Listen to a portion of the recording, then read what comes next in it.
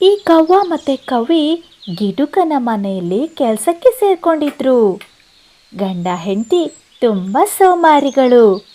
ಇವರಿಗೆ ಮಲ್ಗೋದಂದ್ರೆ ತುಂಬ ಇಷ್ಟ.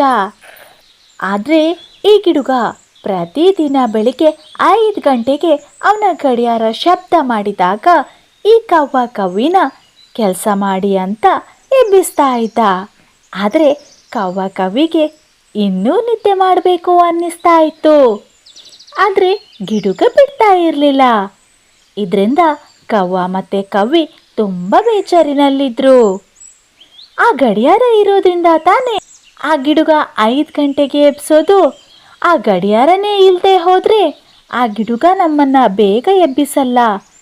ನಾವು ಆರಾಮವಾಗಿ ಮಲಗ್ಬೋದು ಅಂತ ನಿರ್ಧಾರ ಮಾಡಿ ಕವ್ವ ಮತ್ತೆ ಕವ್ವಿ ಆ ಗಡಿಯಾರನ ನೀರಿಗೆಸಿತಾರೆ. ಮತ್ತೆ ಗಿಡುಗನ ಮನೆಗೆ ಬಂದು ಏನು ಆಗೇ ಇಲ್ಲದವ್ರ ಥರ ಇದ್ದು ಬಿಡ್ತಾರೆ. ಇನ್ನಾದರೂ ಆರಾಮವಾಗಿ ಮಲಗಿ ತಡವಾಗಿ ಹೇಳ್ಬೋದು ಅಂತ ಕವ್ವ ಕವಿ ಯೋಚಿಸ್ತಾರೆ. ಆದರೆ ಆಗಿದ್ದೇ ಬೇರೆ. ಗಡಿಯಾರ ಇಲ್ಲದೆ ಇದ್ದಿದ್ದರಿಂದ ಆ ಗಿಡುಗನಿಗೆ ಸಮಯ ಎಷ್ಟು ಅಂತ ತಿಳಿಯದೆ ಕವ್ವ ಕವಿನ 4 ಗಂಟೆಗೆ ಎಬ್ಬಿಸ್ತಾನೆ. ಆಮೇಲೆ ಮನೆ ಕೆಲಸ ಮಾಡೋದಕ್ಕೆ ಹೇಳ್ತಾನೆ. ಇವಾಗ ಈ ಕವ್ವ ಕವಿಗೆ ತಾವೇನು ತಪ್ಪು ಮಾಡಿದ್ದೇವೆ ಅಂತ ಗೊತ್ತಾಯ್ತು.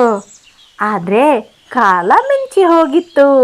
ಇಂದಿನಿಂದ ಪ್ರತಿದಿನ ಕವ್ವ ಕವಿ 4 ಗಂಟೆಗೆ ಎದ್ದು ಮನೆ ಕೆಲಸ ಮಾಡಬೇಕಿತ್ತು.